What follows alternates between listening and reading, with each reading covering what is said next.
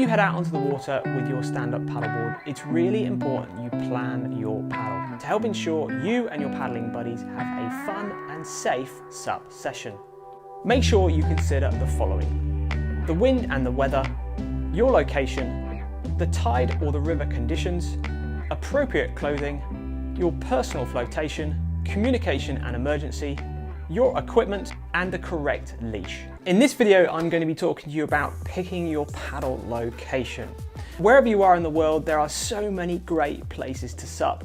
On the seas, on the estuaries, rivers, lakes or canals, basically wherever there is water and you are permitted.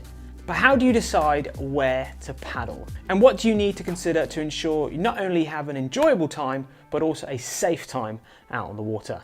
This video is good to watch in combination with other videos on wind and weather and tide and river conditions to help pick the right location. In general, there are two ways to pick your paddle location. Either you choose a location you want to paddle and you keep an eye out for the suitable wind, weather and tide and river conditions, or you pick a day that you'd like to paddle and you select the appropriate location based on the conditions on that day.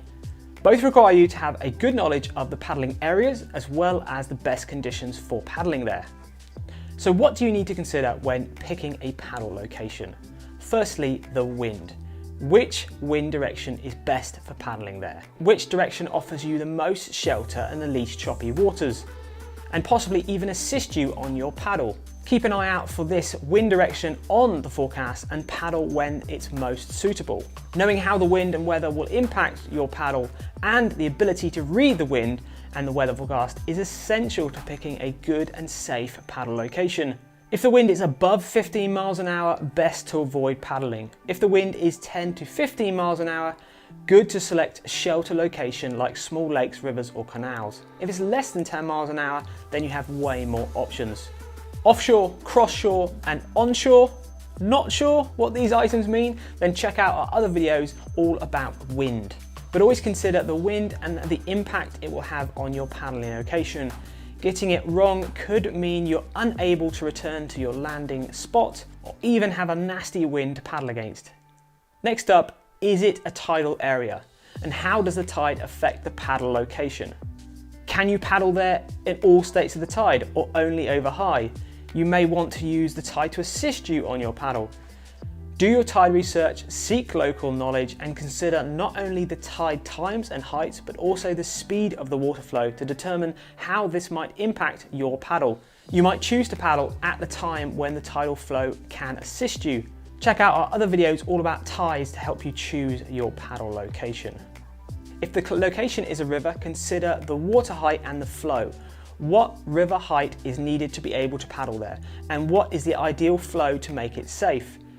You'll also need to consider your launch and landing locations. Is there parking, a public slipway, good access to the water via a riverbank or beach that allows safe water access? Also, what are the potential hazards that you may also need to consider, such as weirs that you may need to walk around, such as shipping channels, which you might not want to even paddle across, boats, moorings, wildlife, fishermen, and other water users. It's best to avoid areas where there's lots of boats and shipping moving around. If you do find yourself in a busy area, stick to the shoreline. Wherever you choose to paddle, make sure your equipment is appropriate. For example, if you're paddling in any kind of moving water, tidal or non-tidal, then a quick release coiled leash should be used. Check out our other videos on leashes for more information on this. This is very important. Also, is your board suitable for choppy open waters or is it more suited to calm conditions? There's lots of things to think about when picking your paddle location. Spending some time at home looking at maps, wind forecasts and tide times, river heights is a good idea to increase your knowledge base to help make the right paddling decisions. Remember, a location might be the perfect place to paddle one day, but a bad choice the next. So do your research beforehand to allow you to pick the right day for your chosen location or the right location for your chosen day. We really hope you found this video informative and useful. Hopefully you know now how to pick the right paddling location to help ensure you have an enjoyable and safe SUP.